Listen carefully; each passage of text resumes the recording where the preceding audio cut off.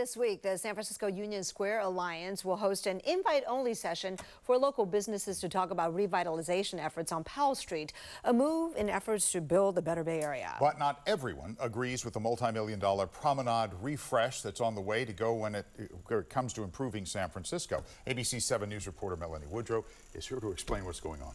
Dan and Kristen, a lot of people are talking about this one. For some, it's a question of where to spend money and what will make the greatest difference in changing San Francisco's reputation.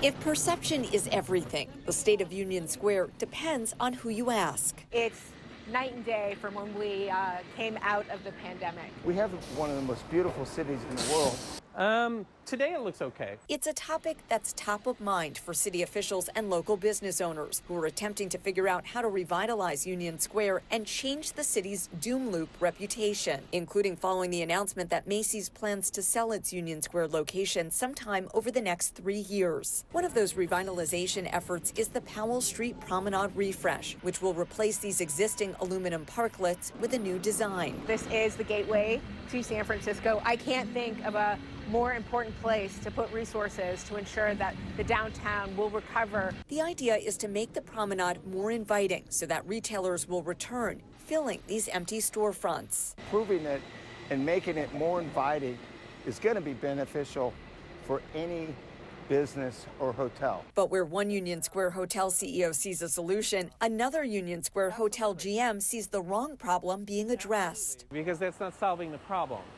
at all.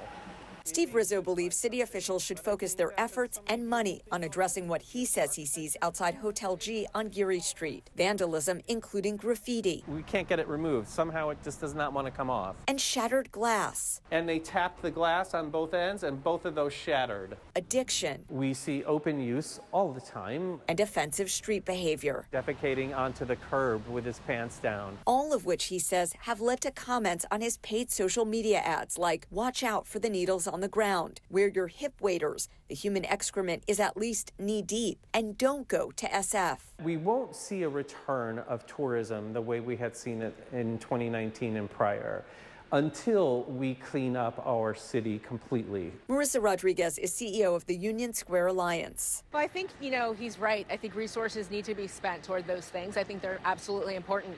I don't think it's mutually exclusive. I think we need to be focused on addressing those issues and then also doing what we can to also improve the rest of community so we can continue to be a thriving city. The president and CEO for Hanlery Union Square Hotel often picks up trash he sees on Geary Street. Pride is not something that you wait for the DPW to come by and clean it up. Pride is you want your street to look inviting because you're proud of the city, so show it. And while everyone wants San Francisco to be known without infamy, geez, I'll be cleaning it up all day. I think the question is, are we seeing some steps in the right direction? I think so, compared to 2 years ago. The image that we allowed to occur in San Francisco in 20 and 21, it's going to take time to change that. agreeing on how to get there might not come as easily. If you're really not addressing what the true situation is or the problems are, we're then selling something that we can't deliver.